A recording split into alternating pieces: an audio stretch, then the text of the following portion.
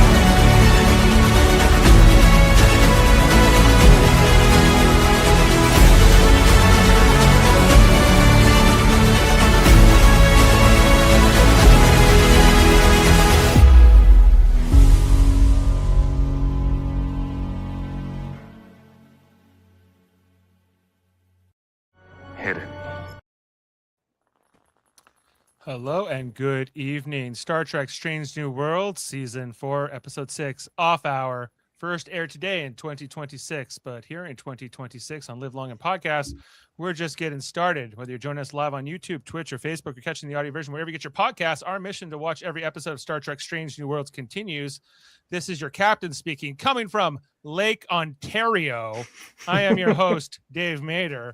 Tonight's episode shifts Strange New Worlds back into full disaster movie mode. A routine off-duty moment becomes a warp core disaster when the Enterprise is pushed past its limits, forcing Chapel and the crew into a race against time.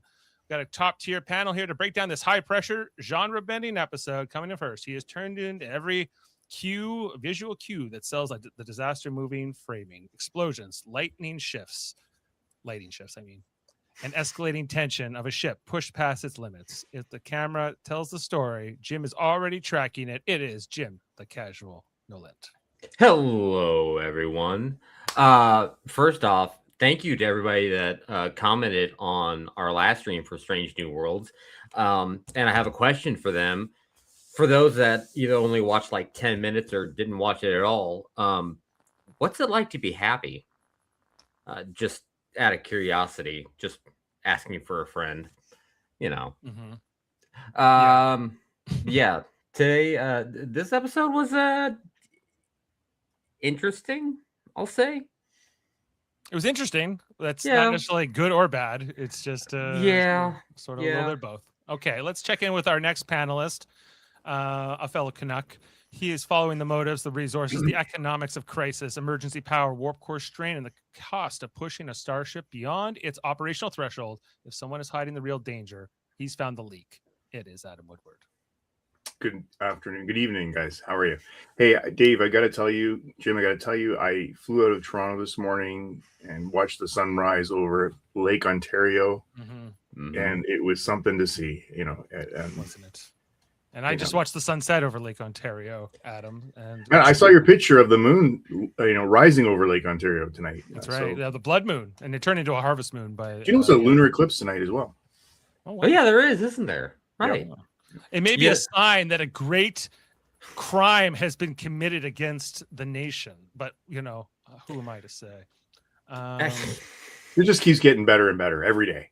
Every friggin' day. Like, who needs a science fiction show when you got the president of the United States? But Jim, what do you have to say for your government? Every day between that and talking to you all, and not to mention all the other crazy people we have supporting, I guess, women who lose a screw and do something very, very, very terrible. Every day I am more and more tempted to move to Canada. I am not gonna lie. You're welcome. We will welcome you. We will welcome you. Jim, we can use a few good men and women and non-binary. Yeah. Can I just go ahead and get like an honorary Canadian thing? Because I'm kind of sick of all the bullshit down here. I'm not gonna lie. I'm kind of sick of it. I think we need to invade. is where I'm leaning towards that. But like they'll never see it coming at him. Like but Yeah, let's for a second. yeah, let's be fair. Now would be the right time to do it. yeah, they're a little distracted, so maybe A We little. just passed burning of the White House Day a few weeks ago, or was it last week? In the War of 1812 when the British burnt down the White House. Yeah. Actually, yeah, I think that is. Yeah, you're right. But what have they done for us lately? Like the British. So come on, They're on our side. let's get it going again. Like, hey, if you want to do that again, I'm all for it. No, I don't. Right. So, Dave, let's get to the topic at hand here. Strange New Worlds. I'm going to go way further than Jim. Interesting is not. This was a movie quality episode for me. It was fantastic. It's a disaster movie. It was great. Loved it. Yeah, like in terms of like they're trying to do something different with every episode in the show, which is I think can be sort of gimmicky for some, or and if you are in that school of thought or in that camp, you might look at this as an episode of 24 done so in a sense, because it's got the whole clock, and it's real time. It's literally 1 hour from the start of the crisis to the end of it. It was close to an old episode, like timing that we've seen in some time, like a 42-minute. Remember that 42-minute mark? What you said? Yeah. Yeah, I think it was a good episode. Like again, it's a prequel, so the part of me is like, Mbenga can't die, so nothing bad will happen here. Like if he was actually like on the board to die, like I think the episode would be better. So that's my only problem with it. But I think like as a self-contained story, it's a good story. It's well done. The effects look good. I like the direction of the episode. I like the split screen stuff. I guess the other reason I think it's kind of like 24, because that's what 24 always used to do too. But if you don't know that, if you don't like 24 is like now a decade or more than that, 15 years. Yeah. That show came out in 2001. Okay, all right. So 20 years. So 25 years. My gosh. And it went on for what, 8 seasons or something? Yeah. But if you don't know that, and it's like what people used to tell me, like all these Tarantino movies were just ripoffs of like these old Hong Kong movies. I'm like, I've never seen these old Hong Kong movies. What do I do? So but man, it had the everything great about a disaster movie was in that hour or 40 minutes or 45 minutes, whatever it was. Yeah. I don't disagree with you. It was a good episode on its own. I guess with the past few episodes, maybe I'm just being a little bit bitter. I mean, this was maybe a turn in the right direction. I have a few nitpicks, but ignoring the nitpicks and some of the other stuff, yeah, it was a decent episode. It was, I would say, going back to traditional Star Trek. And yes, I can't lie, I do love a good disaster episode. So I'm still on the fence. I'm gonna compile my thoughts during tonight and come up with a better impression than what I had when I was thinking about it today, I'm sure. I just like literally 10 minutes ago finished it, and because like I said, I was flying this morning, so I didn't get a chance to watch it. So it was compelling to me. It was great. It was good. We got Worldmind in the chat saying he can't make it tonight, fellas, but this was an incredible episode and very much the opposite of what I originally thought it would be last week. Given the fates aside, this episode is a 10. Wow. So Worldmind's all for it. I think it was good too. The other thing that I think was a big thing for me in the episode was the return of Dr. Boyce, Dr. Phil Boyce, who Adam, you may remember, was in that original Jeffrey Hunter pilot. Yeah. And was presented in that pilot as being like Pike's best friend and drinking buddy, right? His bartender and his doctor. If you recall, Jim. Yeah, I do. And they've decided to reimagine Boyce as more of this curmudgeon-y jerk doctor who kind of left the ship because he was rubbing people the wrong way. And the actor that they brought in to play him, he's played many characters on Star Trek. Yeah. I forget the name of the actor off the top of my head, but he's like he was like the Vidian when like he was the human and the Vidian on Voyager who like got his face taken off in that Faces episode, or he was also in that Deep Space Nine episode that was saying like, do you submit to the soulless minions of orthodoxy? You get into my cellular regeneration entertainment center. Like he's a good actor and he's quite whimsical, but he's been in a ton of Star Trek. So they brought him in here to play Dr. Boyce. You know, I don't know if he has any resemblance to the original actor whatsoever, but you know, kind of sorta. I don't know if he was I never got like curmudgeon like the way you described him. I got very professional, very focused on the job at hand. Not nearly as friendly or helping out people, camaraderie style like Mbenga does. But less of a bedside manner. Yeah. I think that's a better way of putting it. Yeah, like maybe a little closer to a McCoy. I'm not sure. And we'll see. We'll see what they do with Boyce as this plays out. But Boyce, he was here for all the years like that. Robert April was captain. Yes, as well. So curious about that. He was wearing a pin on his tunic. Yeah. What's that pin? Why does he have it? What does it mean? So we can talk about that on that shot as well. Otherwise, I don't have a lot else to say about the episode other than I thought it was good. Okay, I guess the whole thing with these neutrinos, like the way that they get out of the disaster. That what was it called? Like high impact or heavy neutrinos. Heavy neutrinos. Heavy neutrinos. Okay, they fix everything. They do. Apparently you can fill up your gas tank and you can bring someone back from basically paralysis and death. Yeah, this sort of magic. And okay, pardon me, his name is Brian Markinson. Pardon me, this guy, I didn't recognize him actually. They did something to him. He was in Mad Men as well. Yeah, okay. Yeah, he was in Mad Men. Yeah, I recognize him, but for the life of me I couldn't name a show that he was on. Like you recognize the voice, but you just like you can't quite make the connection. Like that was me the entire time. Whenever he was on screen, like I know this guy. Yeah. I'll add some things to the fun facts on this guy because he's got some stuff. Okay. Yeah.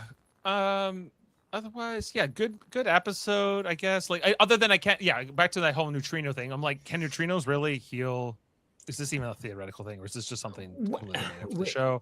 It was even a theoretical thing in the show because the lead-in is that it was from when Mbenga had his daughter, and it was supposed to be like one of those really out there solutions for her disease.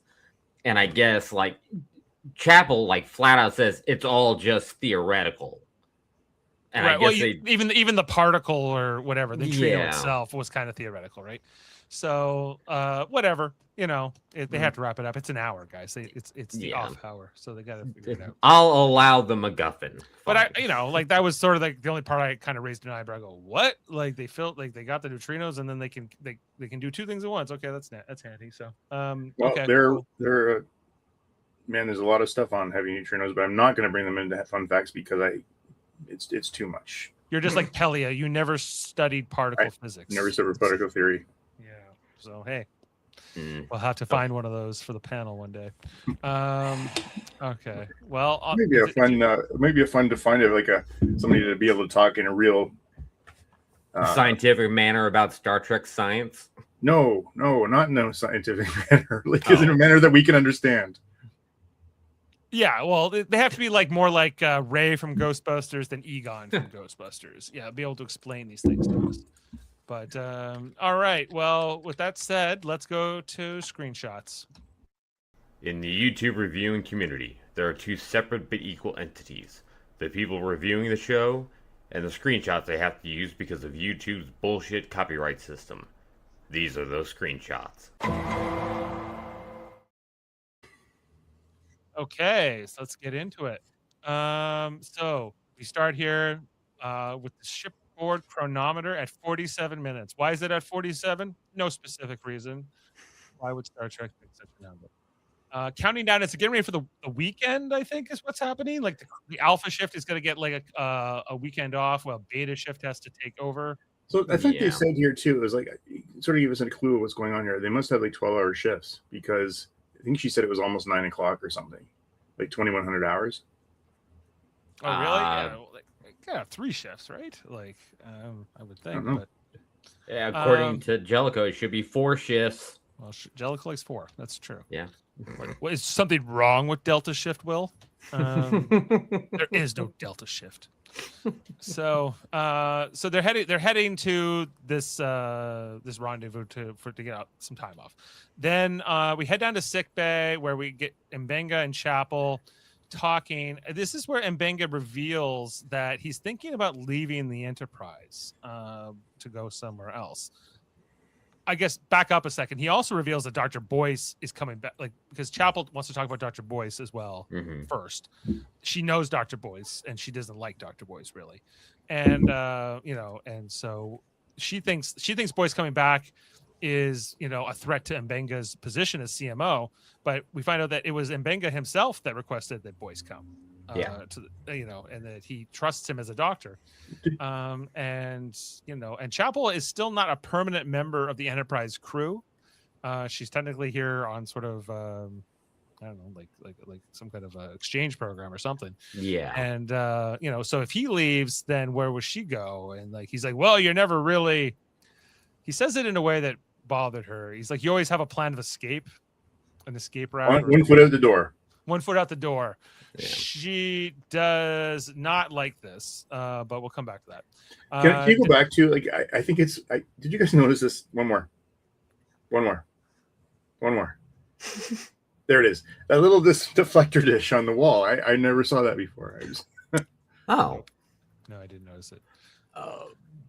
It must do medical Something? scanning. You must. It must. Perhaps. All right. So down in engineering, we see Scotty. He's also getting ready to take the weekend off. He's leaving it with this guy. I guess this is the beta shift engineer guy. He's not going to have a good day. We'll get to him.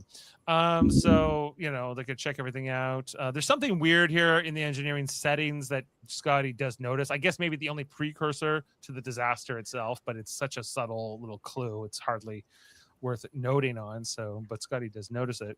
So he leaves it with Buddy here to sort of investigate down in engineering as Scotty heads off here at minute 44. Up in the ready room, Captain Pike is briefing a lieutenant about, taking the command of the shift for beta shift while Pike is gone. So you have the con, and Erica and Uhura are all excited to head off here with the rest of Alpha shift. But then that lieutenant who was taking command, she noticed that something's off with the telemetry. Something's really weird, and we better investigate, which is ruining Erica and Uhura's weekend plans, which is not exciting them, because they have to go and look at this. They're going to find out really soon. Meanwhile, down in we finally get a name for this place. They called it the Port Lounge, right? Like the whole episode, like down in the Port Lounge. What I've been calling like their 10 forward, their lounge. They have this piano player, a Bolian piano player, around this bar, and they keep saying the Port Lounge to the bridge, the Port Lounge to sick bay. So this, I guess, is the Port Lounge. Well, I'm assuming a ship that size would have to have a port side lounge and a starboard side lounge. I suppose so. Yeah, it's not at the front of the ship. Yeah.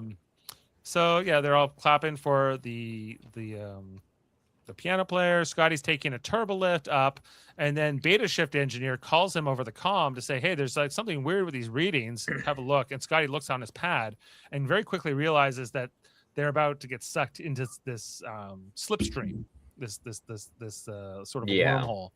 And he says, shut down the engines immediately, even without telling the bridge. There's no time to even do anything here. So the engineer does try to initiate that, but it's basically already too late.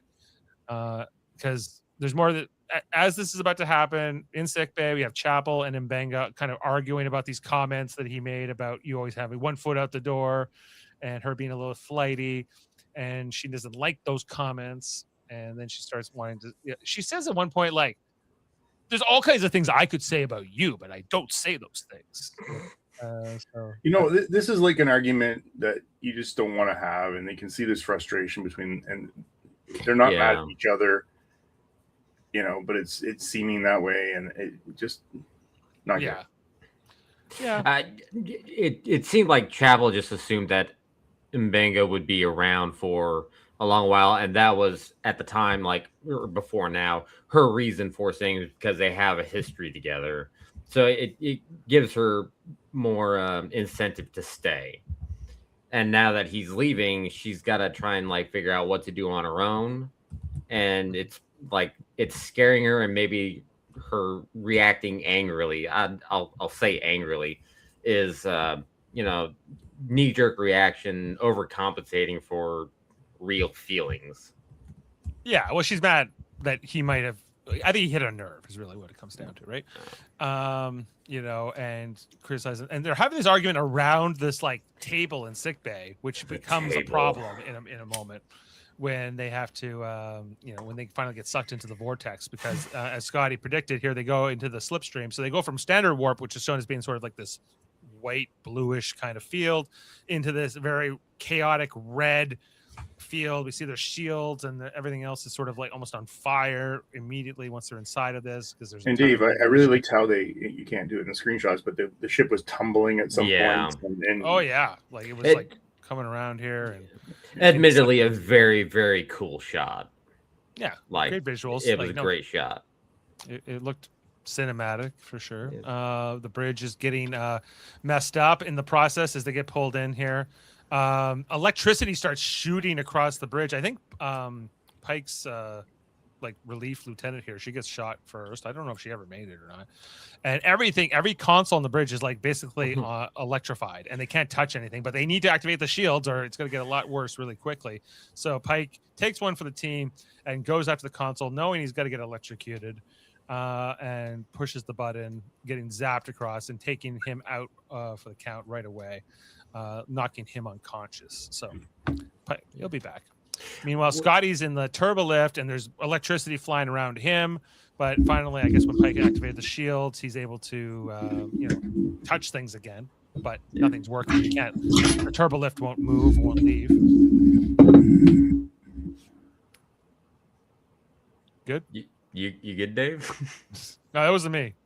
I was moving things around. Sorry. Oh, yeah, Adam, sorry. I know. Yeah. sorry.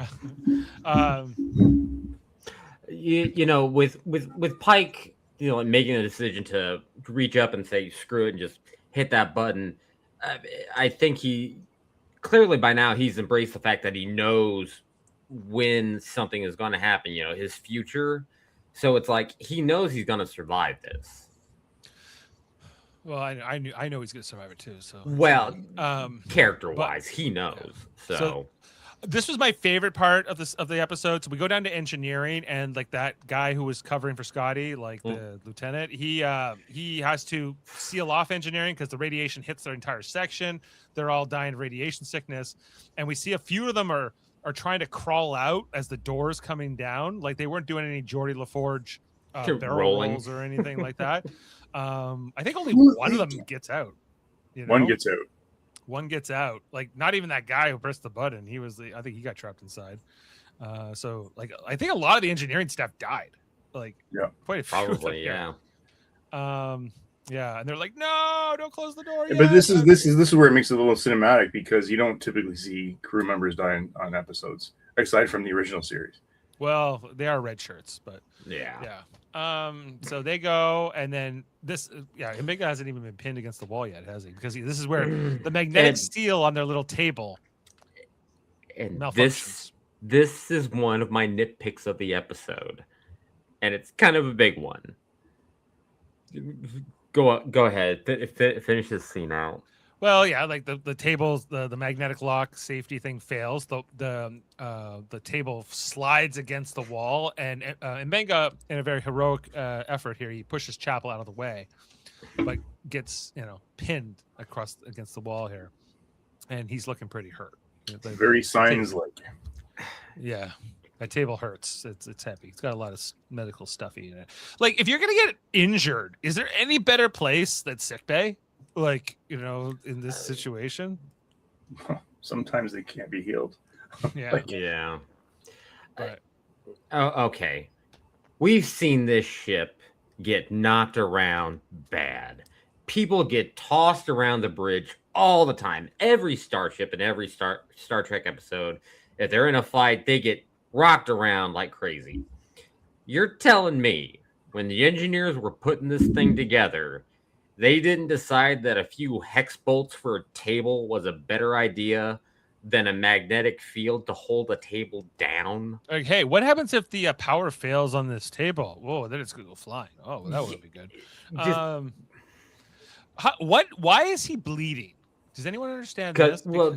because I'm pretty sure, like, when the table hit him, it not only compresses against that bulkhead in the center, but it's tearing skin and muscle and flesh, and it's you're gonna get screwed up bad. And But so like, it's what? Like, I don't understand what broke his. Like, I imagine like this would hurt and it would be a huge contusion, but like, I don't think it would necessarily puncture your skin. well, Unless there's something sharp. unless it's a sharp edge. I mean, but like it really reminded me of the movie Signs, where remember the woman, the wife of the minister there was crushed against a tree. Same thing. And you don't know. I mean, the thing is that heavy, and she was having trouble moving it too when she finally released it.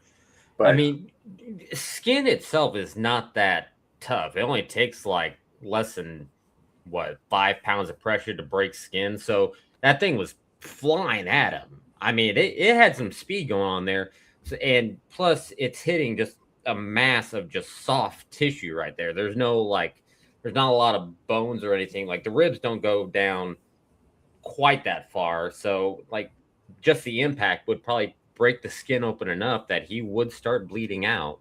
I think it, besides the magnetic thing, I think it's a realistic injury. All right, I'll take your word for it, Jim. All right. So anyway, this is at the 40-minute mark as we're counting down from the 47 minutes we started at.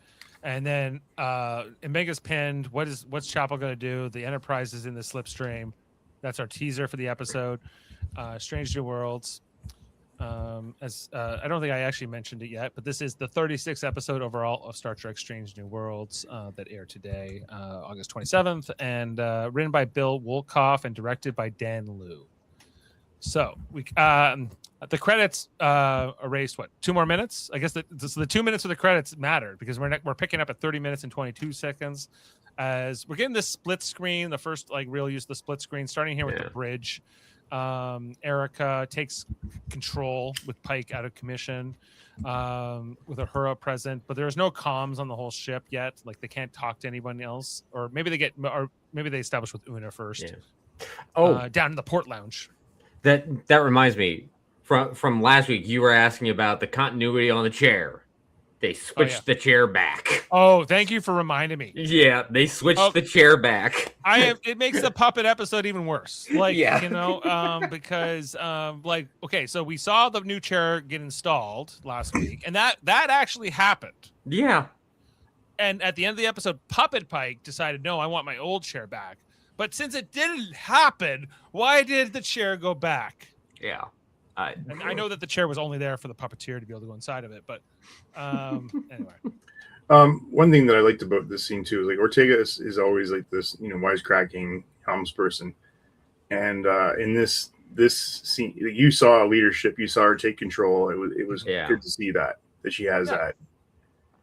Yeah, she had a good moment here, I thought, in terms of this, taking command of the bridge. Not normally an authority figure in the crew. So that was good for her. With only Uhura is like one of the only people who's like a lower rank than her. So makes sense. They're talking to Una down in the lounge, and they're stuck here. Spock. So it's Spock, Una, and La'an basically in the port lounge, along with Boyce and some other civilians. And they're figuring out that they're stuck inside of this radiation field and they won't be able to get out, and they're kind of screwed. I think is mainly the substance of this conversation. This is when the concept of the warp threshold really hits home, and where they explain it, which I like a lot better than Voyager's explanation. True. Me too.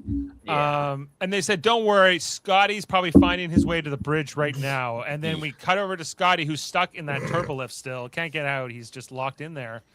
But he's saved by the Vulcan cadet, whose name I forget. My favorite character of all time. Yeah, she's we met her in episode 1. She's like meant to kind of shadow Uhura this season or at this time, and but here she's paired up with Scotty instead, being her most Vulcan self, So they decide that they're going to go to the transporter room next because that's probably the one way to get to another part of the ship to try to affect change, but Scotty's also figuring out all these other problems. What did you guys think of the dynamic between Scotty and the Vulcan cadet? She was less annoying in this role tonight. Like there was a crisis, she stood up and she was able to manage. Her name's Cadet Asha. Asha. She is a terrible Starfleet cadet, but she's smart. She's smart, but she's got a lot of attitude. There's a line that she says here in a little bit that immediately. Oh, let me guess. Not my job. Yeah, that's the fucking line. Yeah. If that made me want to jump into the TV screen and slap the crap out of her. But she recovered. She did recover. Is this because she's Vulcan or because she's young? Because she's an idiot. Okay. No. Okay. She's a millennial. No, she's probably a Zoomer. Yeah, she's probably, yes. Scott, I don't know if I think it's the next scene with them, but anyway, we'll come away from them because at the 35-minute mark, we go back to sick bay where Chapel has done the scan on Mbenga to see how bad the damage is from being pinned against the table. Long story short, it's bad. His spinal cord has been severed, I believe. Like he's basically paralyzed from the waist down. And his vital organs have been pinned against this table. Yeah. So I have some interesting fun facts about that kind of injury to talk about. Okay. But point is like he should almost be dead already, but his organs are being held in place by the table. So if they try to move the table, he's gonna die almost instantly. So they can't even move him. I mean her, because it's just Chapel. I can't remember the scanner said that the spine was severed or if it was just so crushed. Crushed. Was it crushed? Yeah, it was crushed. Okay. Yeah. And he says, I can still feel my legs. And she goes, it's probably phantom feelings. Phantom right? pain, phantom limbs, yeah. Anyway, but she doesn't tell him the truth about how bad the scan shows his condition is, how poor the outlook is of him surviving this is. And she's like, I don't know, the computer's dead. Who's to say? Like, we'll have to figure this out, right? So she's not willing to tell him. They're both medical officers, but they are both. I don't know. They got this friendship between them that's central to the episode as well. And medical officers often make the worst patients, whether they're nurses or doctors. I think he did a great job. In this scene, because you really feel like he is traumatized by it, but doesn't understand exactly how bad. Yeah, for sure. Like traumatized, but I don't know if it's right here.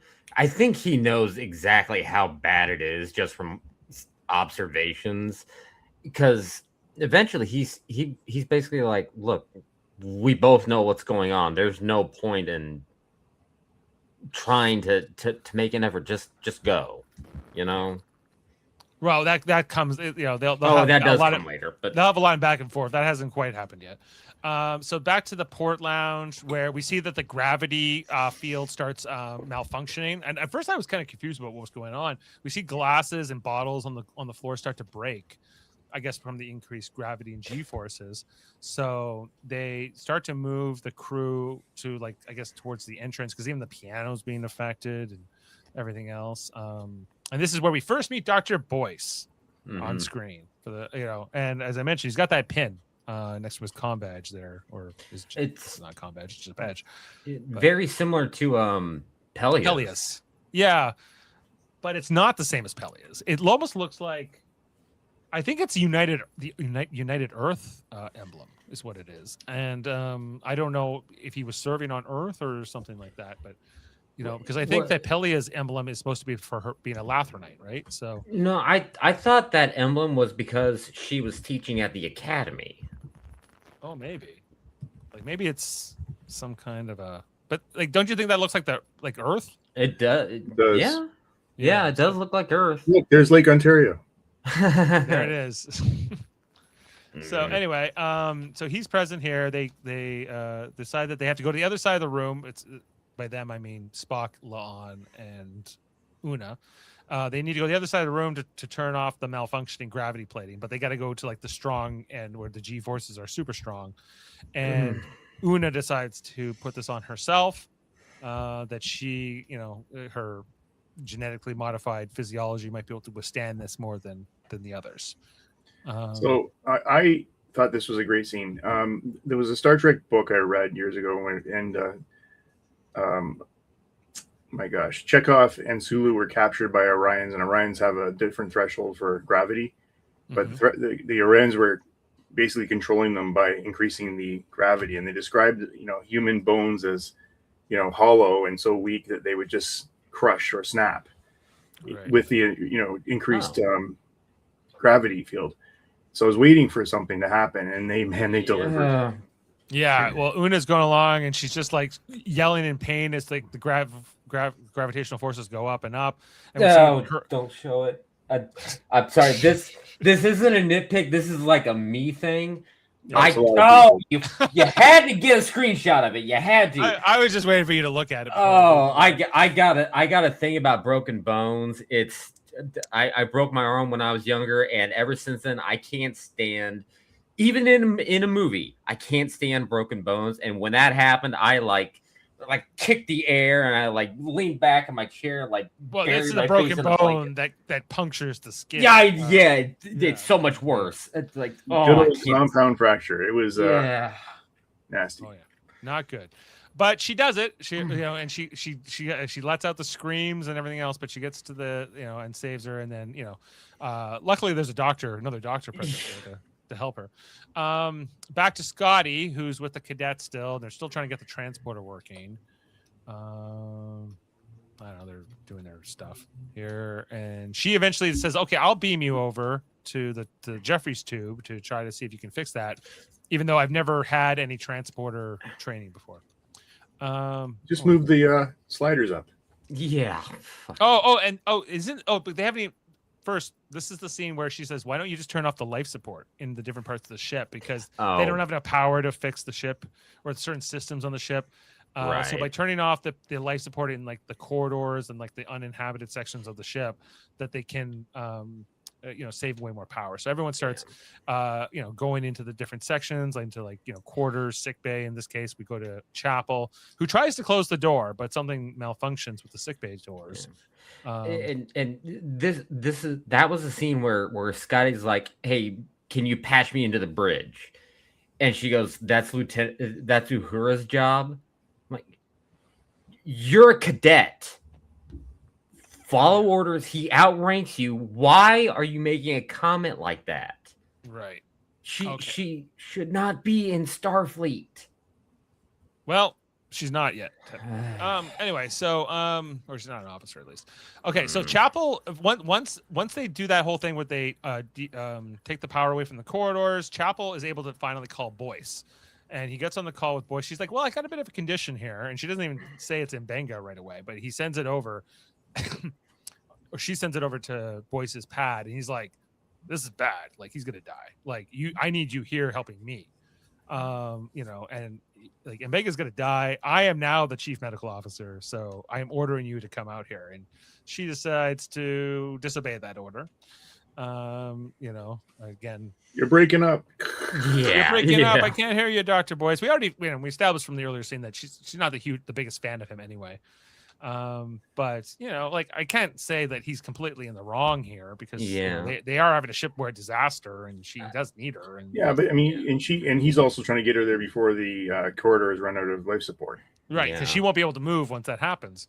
So, but she decides not to leave him because he'd have to die alone, which would be pretty, you know, cold and heartless. But you know, from a triage point of view, you can see the situation from both sides, and I actually kind of have a hard time agreeing with one or the other because I can completely understand both points of view.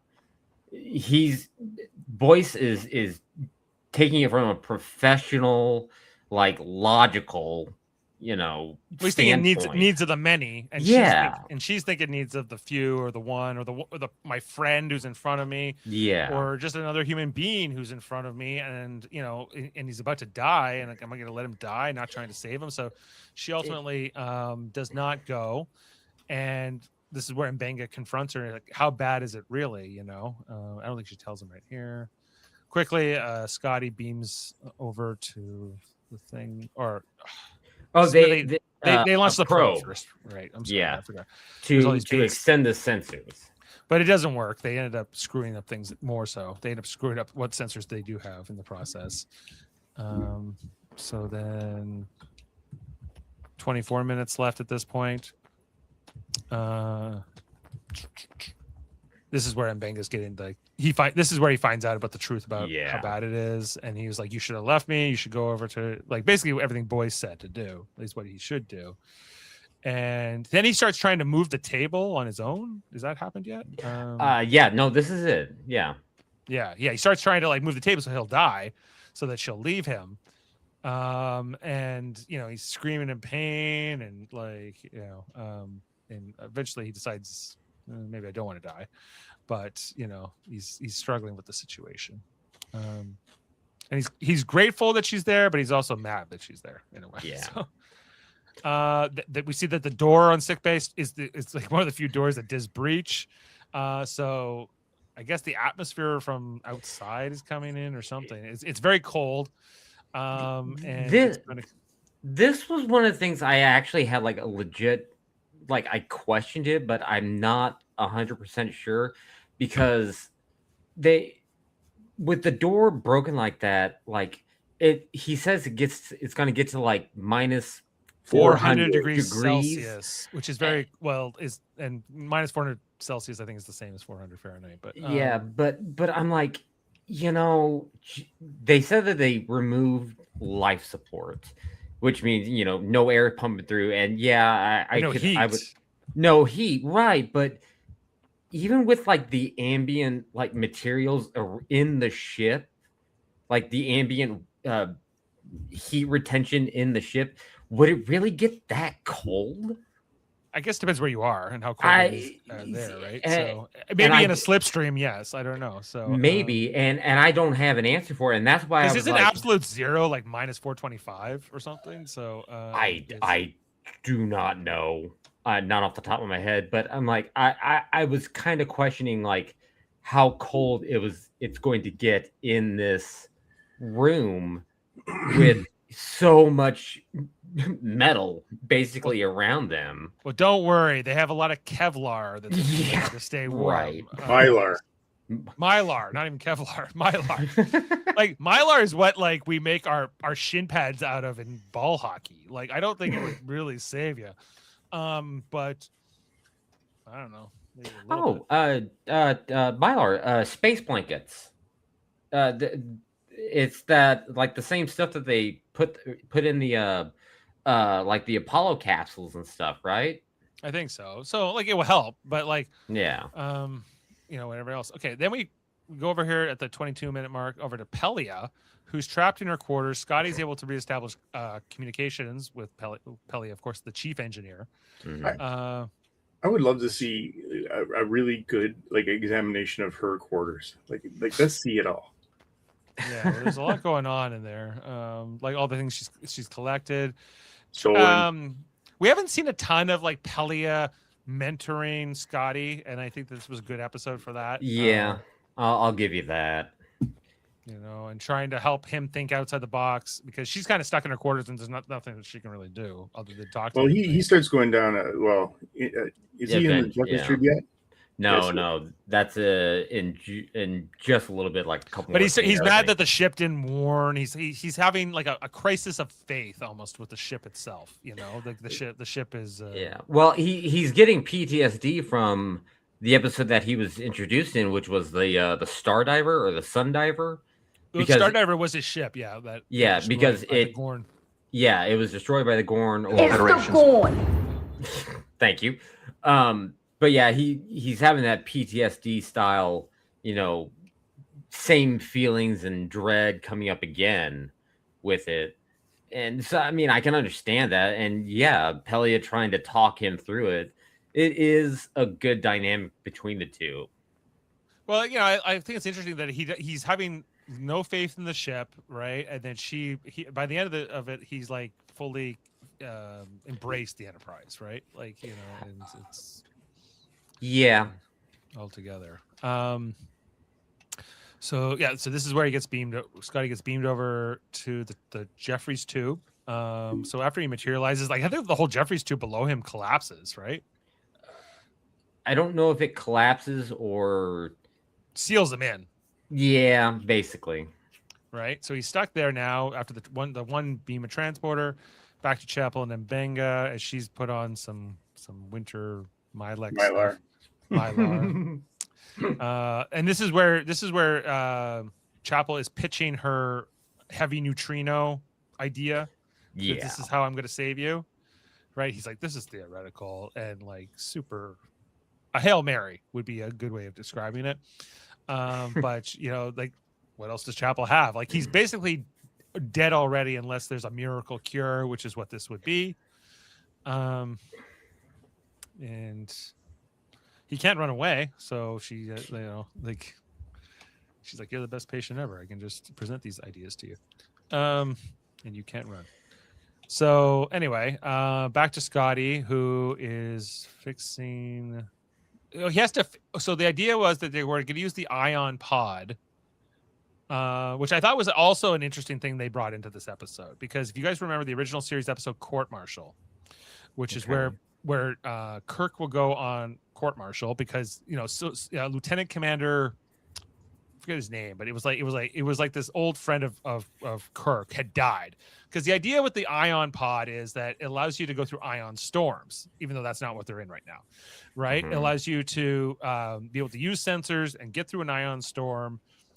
But if like you don't jettison the pod in time, you can destroy the entire ship. So like there's a risk to the pilot inside of the ion pod, and of course the crew, the captain, who has to decide whether to cut that cord.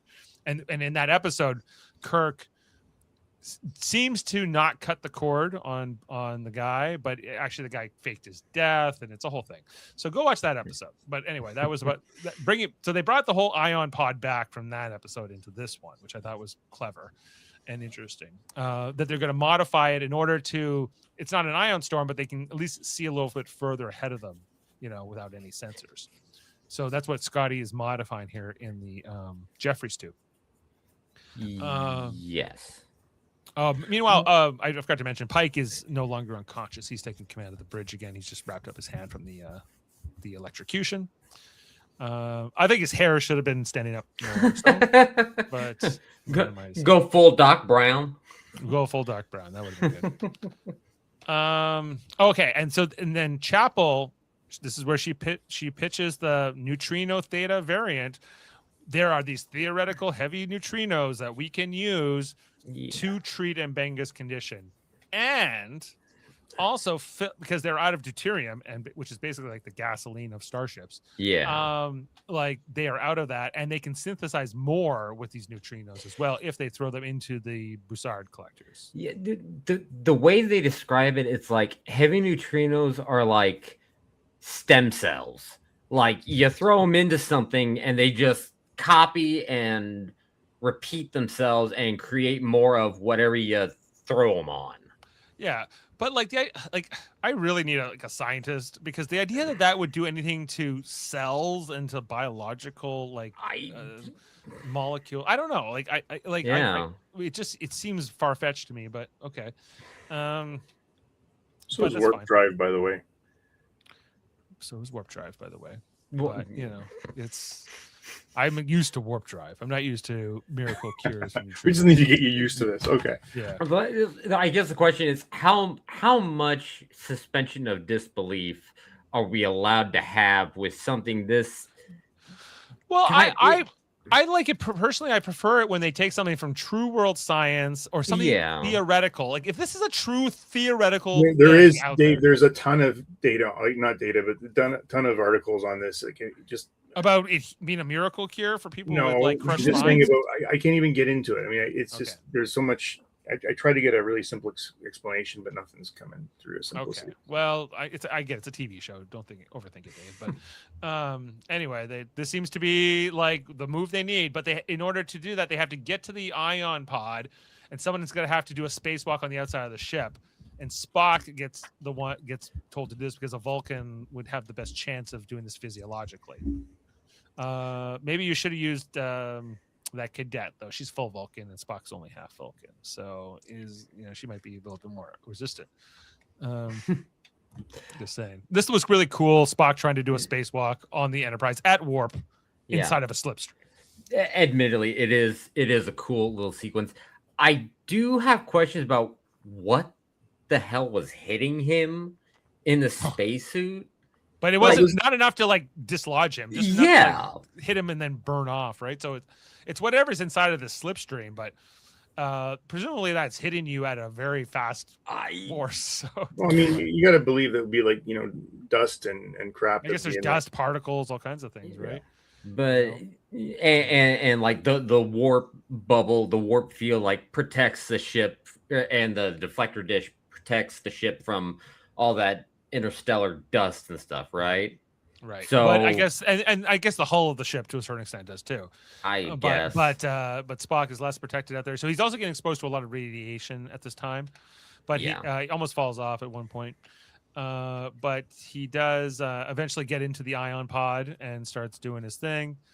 The pod transceiver starts to overheat, and they can't talk to Spock. And now it's like they're kind of doing that moment in the episode Court Martial. What will Pike do? Will he jettison the pod, or will he wait to see if the crewman will live? And Erica is the one on here on the bridge saying, if you let that pod blow up while it's attached to the Enterprise, you're going to blow up the saucer section, basically, and destroy the ship. So like it's again, a needs of the many versus the needs of the one sort of scenario. Spock can't be reached, and it comes down to the final minute, and Pike waits as long as he can, but he eventually decides to jettison the pod. I like how actually, like Kirk, he took responsibility and did it himself. Yeah. Well, apparently this is a procedure, because anytime you run into an ion storm, you have to put a pilot in this pod, and there's that chance you might have to, cut the tether, right? So it's always, I think, up to the captain. Captains are trained for this kind of scenario. So the ion pod is used to guide the ship through ion storms, like a lead vessel. Yeah, exactly. Okay. Yeah, kind of like what they, I remember how they use like the Delta Flyer in that other Slipstream episode. Yeah. It's kind of like the same idea, but it's attached to the ship, right? It's not a separate ship. Okay. So they jettison the pod. They think with Spock, it's still inside of it, and it is destroyed in the Slipstream here. And so they think Spock's gone. What are they gonna do? What about the data? Because really, they need the data too, because that's all part of figuring out what these neutrinos. So they seem even more screwed. Down in the port lounge, we got La'an and Una talking with 12 minutes left until they hit the warp threshold and they'll disintegrate. And La'an wants to go after Spock, saying it should have been me to go in the first place because I'm not as valuable as Spock. And Una's like, I won't even dignify that with response. But someone has to go after Spock or after Data. Do you remember in Starfleet Academy where we saw the deltas everywhere? Like all through the go back to one more. Look at the wallpaper or whatever over there behind. Yeah. Well, they put it in everything, even the underwear. So Anyway. Back to Scotty, who is talking to Pelia about the origin of lemons and lemonade at this point, which I thought was a funny scene because Pelia being Lathronite was there, I guess, when lemonade was invented in India like thousands of years ago. Virginder did it for her. Virginder. Yeah. She was a nice Indian lady. As was much it even called India yet? Like, but okay. Sure. Hey Dave, take a look at EJR's comment. EJR. Okay, what do you say? Probably the main thing I enjoyed about this episode is how competent everyone was doing at their jobs. And I agree. I think that's what we want to see from Starfleet officers. You know, I know you want conflict, and this episode does a good job of giving them situational conflict, and it's minimal interpersonal conflict. I guess that mostly amplified with Mbenga and Chapel in this episode, but you know, what's up with the comment from Sparky? What do you say? Not up to Muppets episode yet. Stuck out. That was last week. Yeah, we're up to it. We're past it. Yeah. Anyway, so like, but Pelia is basically talking to Scotty over the comm, trying to get his mind off of obsession and like the focus on the problem.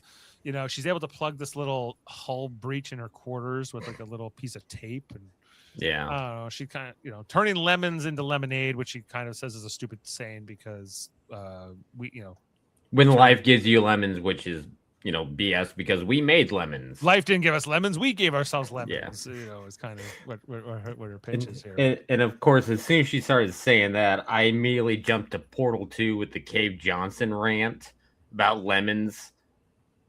You guys have no idea what I'm talking about, do you? No, I don't think so. I don't want your damn lemons. But the main thing here is that, like,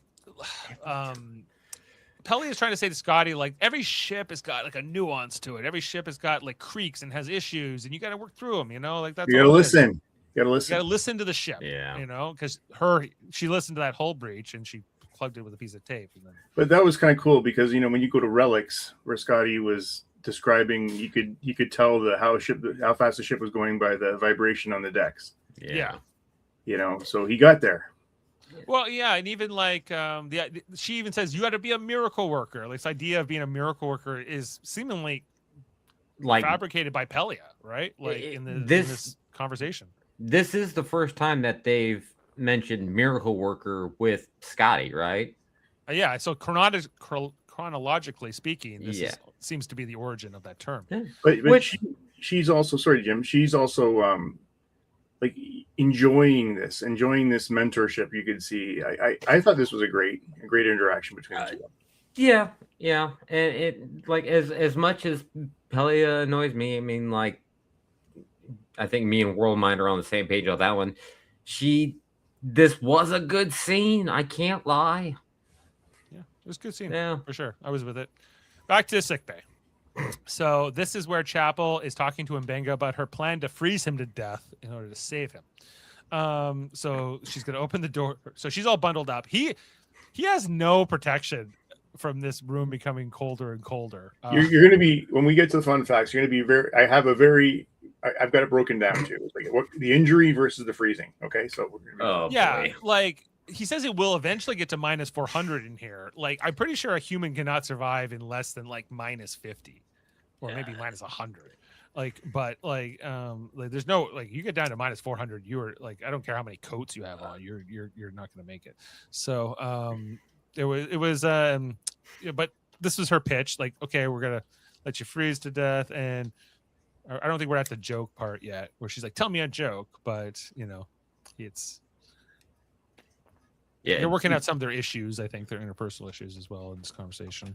Because their plan was to get him on a biobed, but then all the biobeds start malfunctioning in this moment, right? And she gets out an axe and she busts into the wall, and she pulls that power cord to power a biobed. Like she was going for it. She hit the fuck it moment. Just okay, we're gonna do this. Yeah, like no stopping Chapel, basically.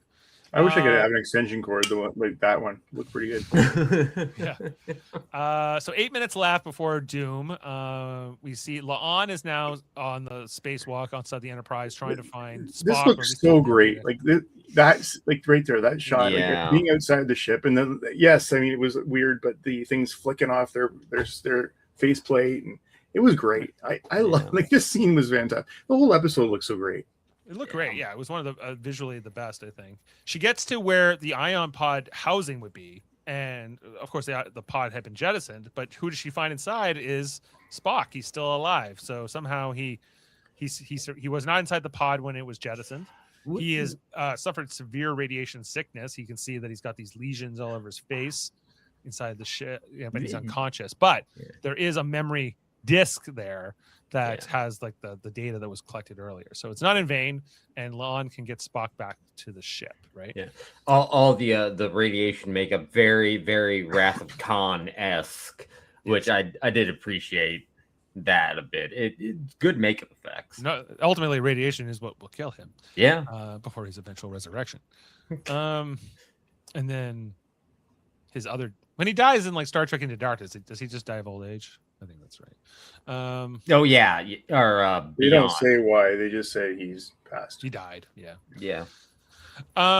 Anyway, so this is the power cord that Chapel ran across, like with the fiber optic cable into the bio bed, and this is where she this is like the final moment before she's going to try to freeze Joseph to death, and then revive his heart and hit him with the neutrinos, like all these plans. And so she's like, tell me a joke before we go into this, right? Just to get going, and tell me your favorite joke. I pulled up the subtitles here, so we would have it. So an Aquan, I don't know what an Aquan is, but I guess a species. So an Aquan was invited to a Lathranite's birthday party, and he has to bring a gift. I also brought up the subtitles because it's in Benga and he whispers all the time. So he decided to present her with a Benzar turtle, which I thought was fun. The Aquan explains the turtle is special. It lives 20,000 years. And meanwhile, Chapel is like getting ready. She's opening the door. The freezing's coming in. The Lathranite sighs and says, "Pets, you love them." And then ice cracking. So we don't get to hear the end of the joke. And at that moment, the freezing comes in. Chapel somehow protecting herself with just this oxygen mask, but her eyes, like, alone, right? But anyway, suspend disbelief. Right. And Benga dies, frozen to death in the next moment here as the atmosphere fills the sickbay. With 4 minutes left, they get the word that the temperature fluctuations are going on. We see La'an and Spock come into the port lounge. Spock is alive, but he can't talk because of the radiation sickness. He immediately starts like puking up here. They have the memory disk, but it's going to take them hours to get the readings off of it. What are they going to do? So, again, great scene. You get the idea how sick he is. Like, in Wrath of Khan, yes, Spock was injured. We knew that.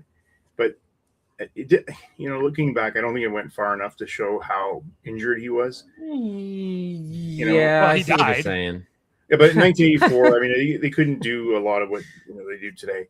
And but if you guys watch Chernobyl, have you seen that? Yeah. Like, and see how fast those people got sick, and like this is what this is, and it's amazing how well they did this. Yeah. He's like puking up blood and shit. Yeah, green blood, of course. Of course. So he's got the radiation sickness. He can't talk, but he did get some data. So he decides to give it to La'an via mind meld. No, La'an forces him to give it to her.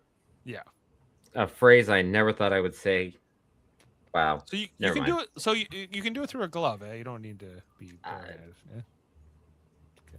Just checking. The radiation's helping. Although Spock did mind meld with V'ger through his suit, so I guess.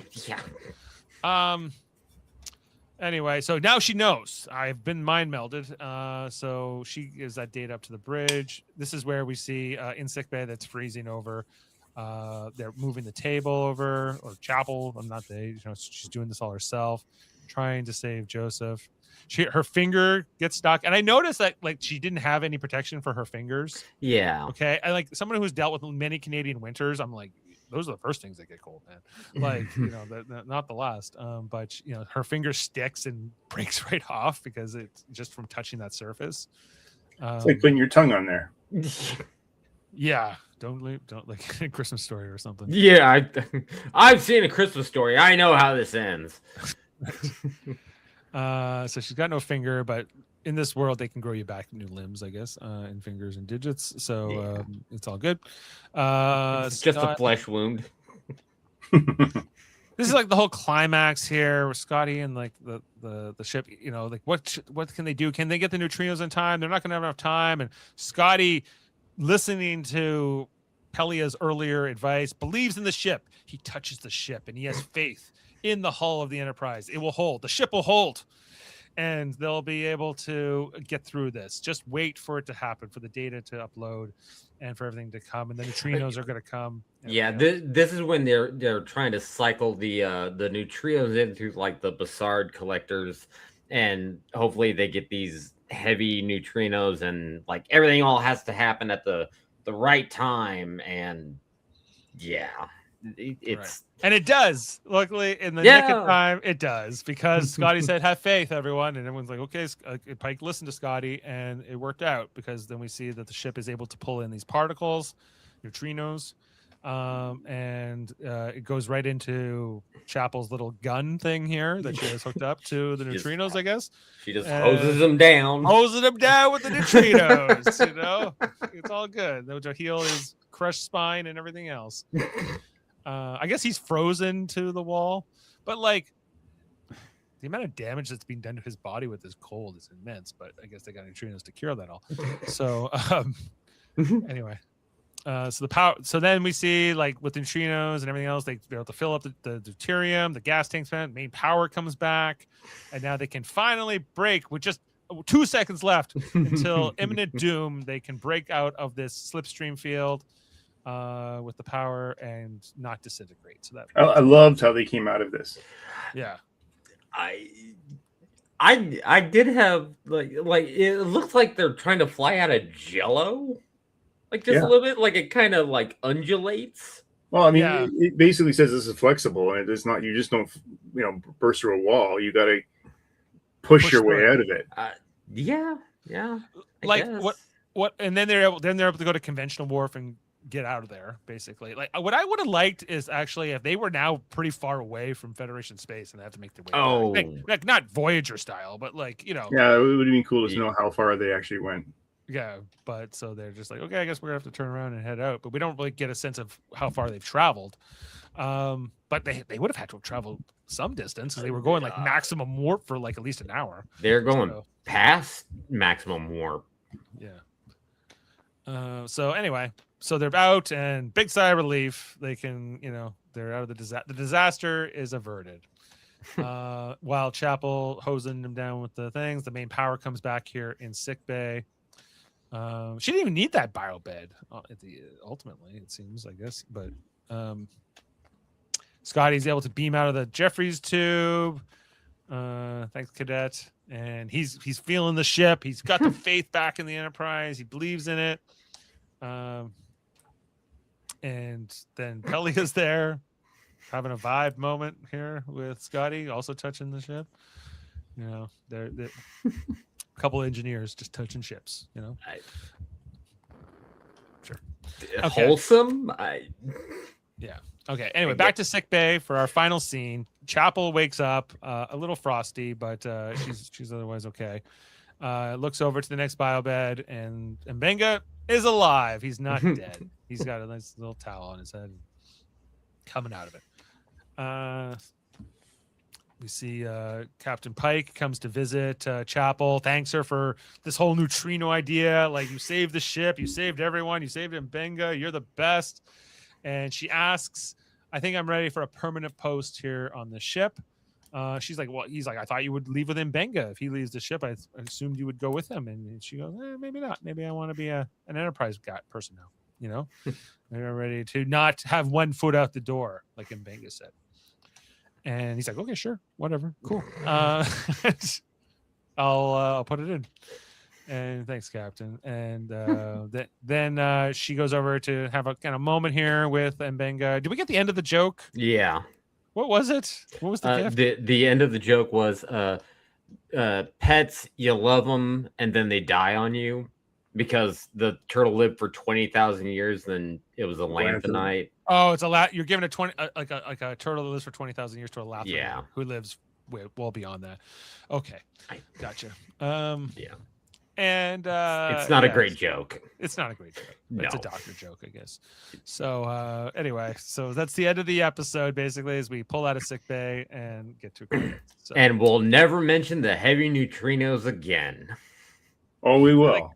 We will. Like, anytime somebody is like critically injured, I'm like, why don't you get some heavy neutrinos? Like, yeah. Well, you can't get them that easy, guys. You gotta go find them. You gotta go back in that slipstream. If it's like a miracle cure to cure everything that ails you, it might be worth it. It's going to be the interstellar like Bucky's now. Like, you need to fill up? Yeah, just jump into the Bucky stream. All right, but you know what I need is some fun facts from Mr. Adam. Let's do it and get to the bottom of all what we missed in this episode. Here's an interesting piece of trivia. A multi-steroid injection is put into the shoe, making sure it's strong enough to support the 400-pound weight brought on by the average American.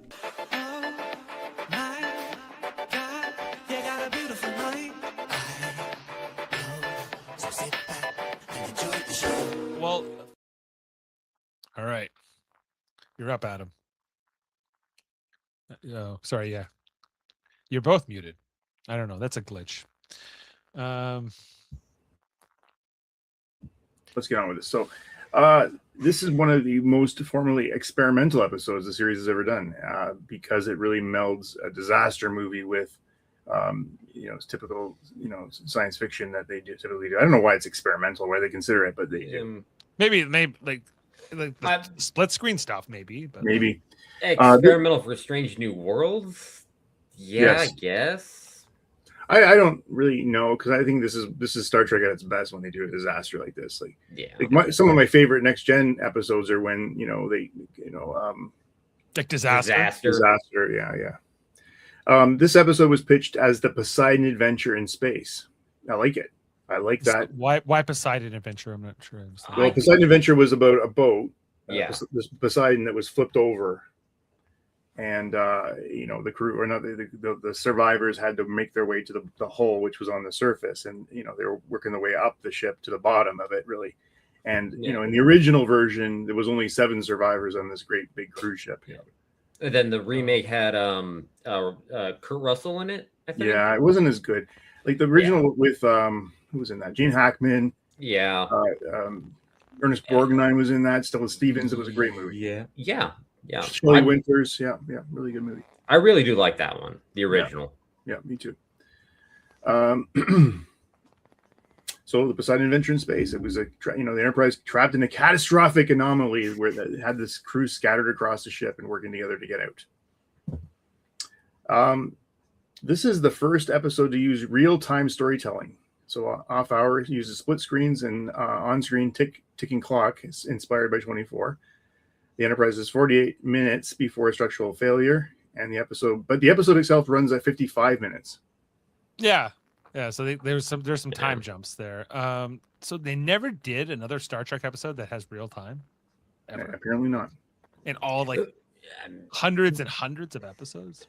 Maybe not quite to this detail. I mean, I think there's been other episodes where they mention like the ticking clock kind of thing, but not so obvious or like with a running clock in the background per se. Okay, so believe it or not, this threat is based on real warp physics. This episode's central danger is a slipstream wormhole accelerating the ship towards destruction. It's mapped onto the, here we go, Alcubierre warp metric, a real theoretical solution into Einstein's field equations. This makes Off Hour one of the most scientifically grounded Star Trek episodes ever. There you go. I- All my questions were Well, it doesn't talk about the neutrinos. It talks about Yeah. the fact of the speed. because like, remember I was questioning all the neutrinos, and you were like, "That seems kind of far fetched." And he was like, "So it's warp drive," but aren't you just kind of saying warp drive is not as far fetched? But potentially, Well, according to Einstein, no. I think I know what you're talking about. I think it's Alcubierre drive. Thank you so much. Yeah. I've heard of that concept and like the idea behind like actual faster speeds in space using this theoretical drive. Yes. well, I remember in Voyager they used a slipstream because they wanted to get there faster, so that was one of the solutions. But it never worked. It was unstable, and they had to abandon it eventually. How about those Right. injuries? Can you get your I'll get there. spine? Just give me a few Okay. minutes here. Let me just go on here. Okay, Chapel's most intense scene was designed to feel lethal, and showrunner was told Chapel told Jess Bush, I want you to make believe that Mbenga is going to die in this episode, and it led to a brutal sickbay sequence where the table pins Mbenga to in a way that he literally cut him in half, usually unusual high stakes for a main character. But she had to believe he was going to die. Right. The split seam technique was the franchise first, and every time they've ever used that before. Yeah, Okay, they I never did believe split that. screen. Yeah. Okay, so let's talk about his injury. All right, I'm talking about the crush. So, can people survive in this? Yes, people can survive with injuries like Mbenga's, but only under very specific conditions. And the real-world medical risks are extremely high. His situation in off-hour maps closely to what trauma medicine calls a severe crush injury. And here's the science behind it. So what happens is that direct trauma issues. So to the body, it's called ischemia. It's where blood flow was cut off to where pressure is applied. So basically, it's keeping everything in. Okay. Rope perfusion injury. So where pressure is when the pressure is released, the damage issue floods from the bloodstream with toxins because the blood, I guess, isn't moving as well. There's that risk. Yeah, the crush injury thing, right? Yeah. Right. And then there's a risk of compartment syndrome where swelling inside the muscle compartments cut off circulation. And we don't talk about the legs. I mean, there wasn't much blood probably going down to there.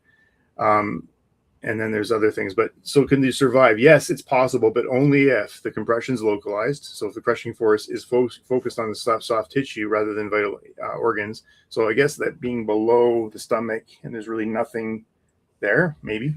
Just your bowels, like the intestines and stuff. Mbenga's injury appears to pin his lower torso and abdomen, which is dangerous but not instantly fatal if no major blood vessels aren't severed. Blood flow isn't.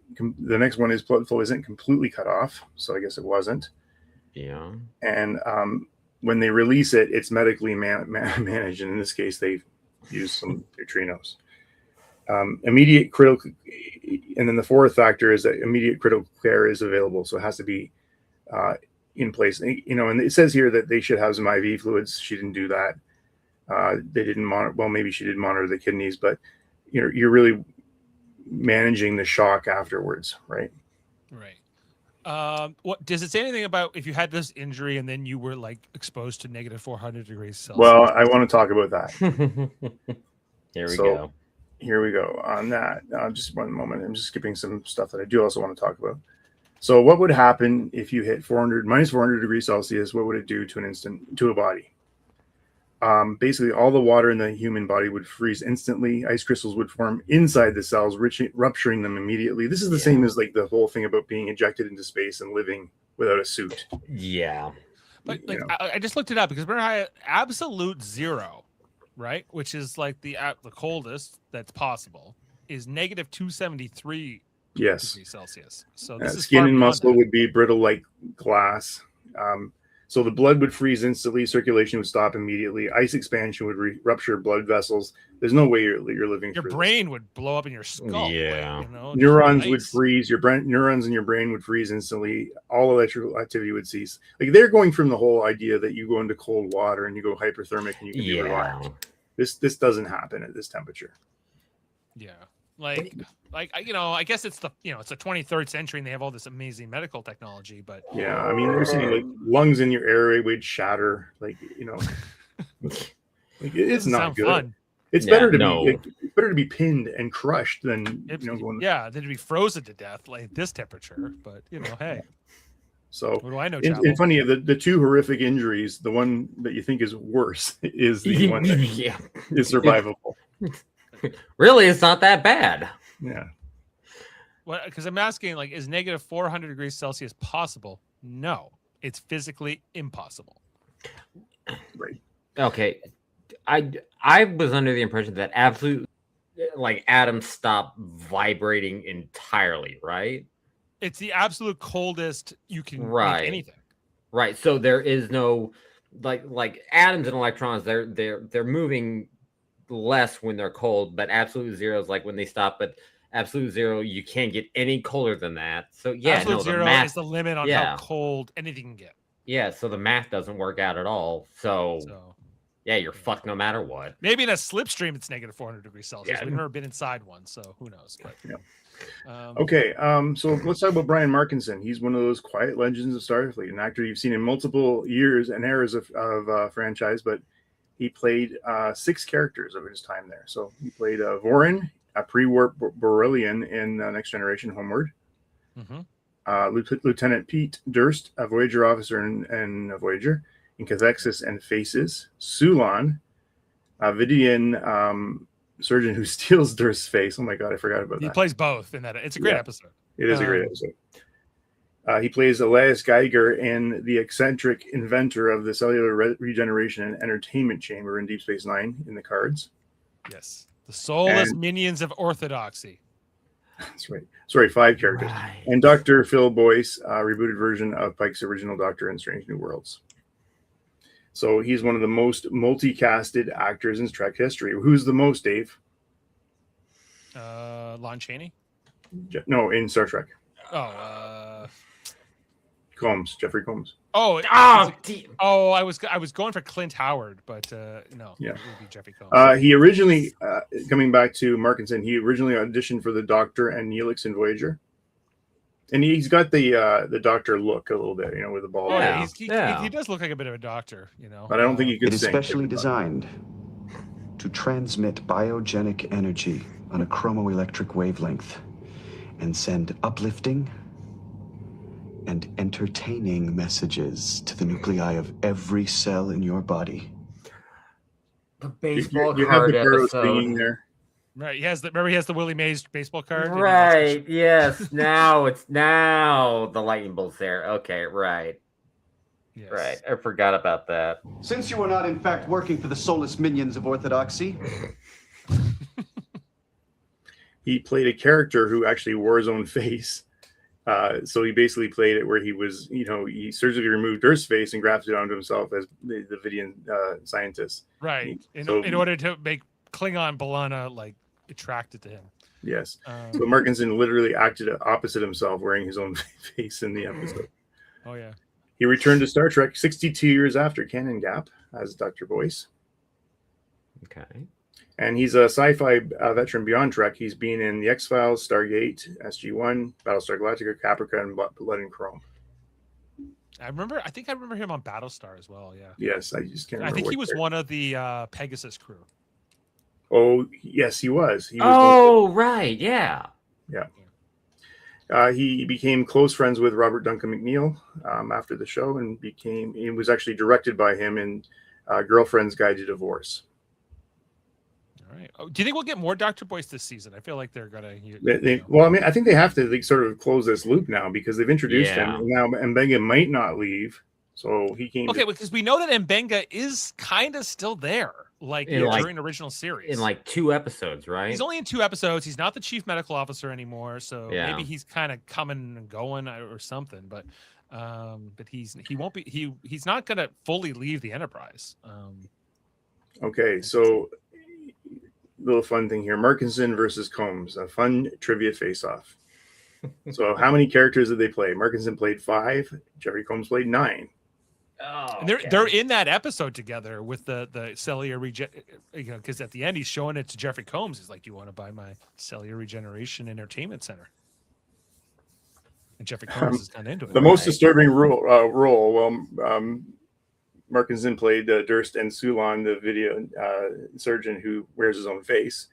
Mm-hmm. And Combs played Brunt, Wayan, Shran, and others, but he never wore his own face. So I guess. So he's like, put me on Strange New World so I can catch up to Combs. And I can go to more, Yeah, pretty much. Combs auditioned for the role of Riker on Next Generation, and Markinson auditioned for the Doctor in Neelix. Jeffrey Combs is Riker? Yeah, he was originally considered for Riker. That would have been interesting. Yeah, and Tim Russ for Geordie LaForge was also considered. And who was the other one? It was somebody that was considered for Picard. I heard the other day that I was blown away by. But there's a bunch of different choices. I can't recall right now. But the most iconic line, Markinson has voice: "You tell things to your bartender you wouldn't tell to your doctor." And he said that in the original series. Yeah, and. Well, just just about how different the two voices seem so far. Like this voice does not seem like the guy to carry around a martini kit with him. However, he was in the bar. He was in the bar. Was he serving drinks? That's the real question. Mbenga has done that. Yep. Combs' most iconic line: "I'm not sure that's wise," as Wayne. So I would have assumed it would have been Pink Skin. Yeah, you know what? That's my favorite role. He was good at you that. Think Shran's your favorite? He's good in everything. Like, you can't. Yeah, Dave, that was like a pleasure meeting, or not meeting him, but seeing him on the cruise, the Star Trek cruise. He was one of the ones. You were there for the War of the Worlds, right? Yeah. That was fantastic. Because they did the War of the Worlds on stage, Jim, and he was like, he played the one of the farmers in Kate Mulgrew. Oh, really? Runs into him, and he was amazing. He stole the show that night. Jeffrey Combs has been in so much. Like, he was in it's a movie called like Necronomicon, where it's a bunch of vignettes about H.P. Lovecraft stories, and he plays H.P. Lovecraft in it. But and then like Reanimator,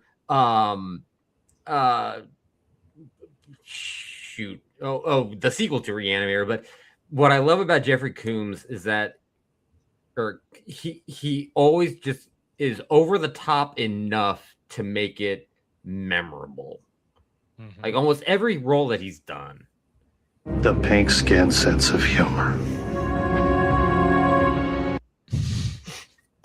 Yes. I'm just trying to figure out who wrote this episode. Bill something. Bill, I just want to talk about him for one moment, if you indulge me here. Sure. Yeah, so he's a veteran genre writer whose career spans Star Trek, Star Wars, Tron, and a bunch of fantasy and animation. He's widely recognized as being blending high concept sci-fi with emotional storytelling. Exactly what we saw tonight. Yeah. So I got to say, he actually co-wrote Subspace Rhapsody, which he's actually proud of doing. But long and short, he is a very renowned writer and brought a lot to this episode. I think he did a great job. Yeah, he's been on with the writing staff since season 1. Co-wrote Ghosts of Illyria, co-wrote Lift Us Where Suffering Cannot Reach. Also co-wrote Those Old Scientists and Subspace Rhapsody, to your point. And he also co-wrote The Salat Who Ate Its Tail and Shuttle to Kenfori. Yeah, well, I like Shuttles to Kenfori. I like to actually, at the time I didn't love Subspace Rhapsody, but I do now. And by comparison. Yeah. And the other episodes, like, I really did like those episodes. They had some real weight to them. So Yeah, I think all the Yeah. episodes, even including Subspace Rhapsody that we listed, I think are some of the stronger episodes of the show. Actually, yeah. He's also famously the guy who bikes to work wearing a tie every day. So there you go. I'm going to leave it there. Let's get on to the ratings. that's a great place to leave it. Okay, let's talk. Let's do the ratings and put a score on this episode. So wait, World Mind already gave us a 10, right? Yeah. All right. Well, let's throw that in there just to get going and start us off. Jim, would you like to start us? Yeah, I think I can. Last few episodes, kind of a downward trend, and I am happy to say that this one brought me back to Strange New Worlds more than what a case of Chiaroscuro did.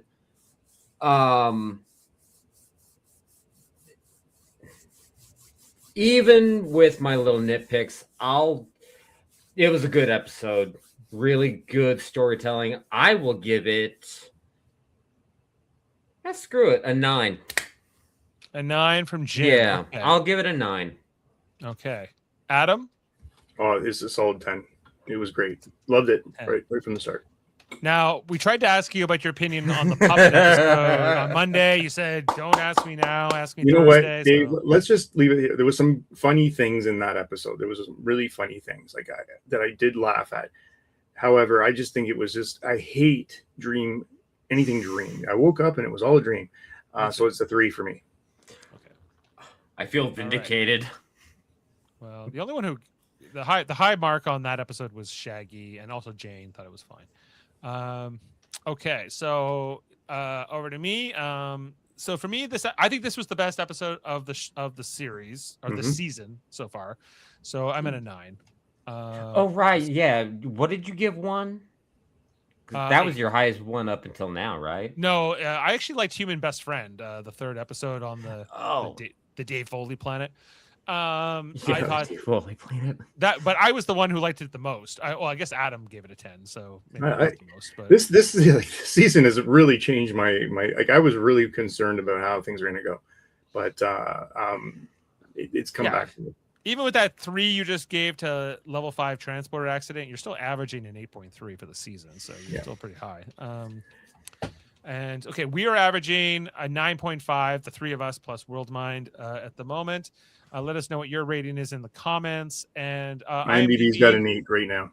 An 8 right now. Okay. Yeah, so they really recovered out there too, and that's with 363 ratings at this point. All right. So hey, not bad. Not bad. So look at that though. I mean, that's the highest rating since the episode 1. Yeah. It's the highest. Higher. It's the highest rating of the season so far. No, 8.4. Oh, you mean the IMDb rating? Yeah, Oh. But for this podcast, technically, we'll see if the others' votes later on change anything. But right now, this is the highest episode of the season so far. Yeah, I loved it. Yeah. It's good. Yeah. A very rewatchable, I think. Too. Oh, for sure. So, okay. I don't know about you all, but do you think with the last 4 episodes that we have with this season, do you think that they can put it back over the top a bit to back to a good show like my opinion of the first season? Well, maybe if they string a bunch of good episodes together, we'll see. So actually, that's a good segue. Let's look ahead. So we already know the title for episode 7. I don't know. It's called Like the Chronotons Through the Hourglass. It's apparently okay. Here's the pitch. A temporal anomaly traps the crew inside a melodramatic soap opera reality. While the ship deals with the broadcast-style illusion, Captain Pike is forced to confront a profound emotional reckoning involving a life and future he previously lost. Oh, so they're doing the sands through the hourglass, these are the days of our lives. So if we get the overacting that you see on that kind of show, I'm going to be probably disappointed. And that's clearly Spock on that table with all the green blood. That would seem to be Spock, and that's La'an watching on. But I don't know. But the pitch almost sounds like it's maybe more of a Pike focus in the episode. I don't know. If you guys have watched Supernatural, I watched Supernatural. Yeah, I know. that episode where the trickster Loki, which we find out is Gabriel's, spoilers, he has them inside TV land, right? Yeah. Like, if you do it, you can maybe make TV land interesting, potentially. So listen, if they do that, I just hope it's not overacted. That's all I'm asking. But that's the whole point if they're doing soap opera. Yeah, I know. If they do it the way that Supernatural did it, I could get behind it, because that was a real fun episode, because it was really like fourth wall breaking style humor, kind of. But I will reserve judgment. I will wait. Dr. Sexy MD. Dr. Sexy MD, yes. Everyone knows what makes Dr. Sexy. Dr. Sexy is the fact that he wears cowboy boots. Hey, if the Starship Enterprise doesn't end up with a little kit back and forth laser light on the front of it, 0 out of 10, worst episode ever. Right, and don't ever. Do I have? I wonder if I have that on the.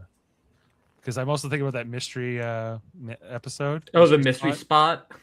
No, that's the other one with Loki. Whatever the one where they're in TV land is the one I. Channel surfing. Channel surfing. That's it. And when we did Discovery a few years ago, there was a character from that. His name was Cockknocker, or Ballbuster. Anyway, he was on that episode. I remember we played it then. I can't find it right now. It's so many. I have so many sounds now. But yeah, Cockknocker. Anyway, that's it. Join us here on Monday nights for our Firefly reviews. We've been going through all of Firefly. We are going to be doing The Message on Monday. It's episode 12. Have a look out for that. And also just check out everything else on Live Long and Podcast and the United Federation of Podcasts. We're always doing something fun. Check out Eamon's show. Check out Hey, Did You See This One? Trivial Debates, all the rest. Anyway, I got nothing else to say, guys. If you guys are done, we can call it a night and sign off. All right. And we'll leave you with a parable about lemons. And we'll see you next time here on Live Long and Podcast. If life gives you lemons, it's actually lemons that gave you life or something. Now that is turning lemons into lemonade. Actually, lemons are a hybrid. They didn't exist before us. Life never gave us lemons. We demanded them. I know. I was there. Funny story. There was this nice lady in India who made the most refreshing brunch drinks. I think her name was Hijinda. What? I'm trying to distract you. How am I doing? You're freaking man. Beam up some Star Trek content with Live Long and Podcast.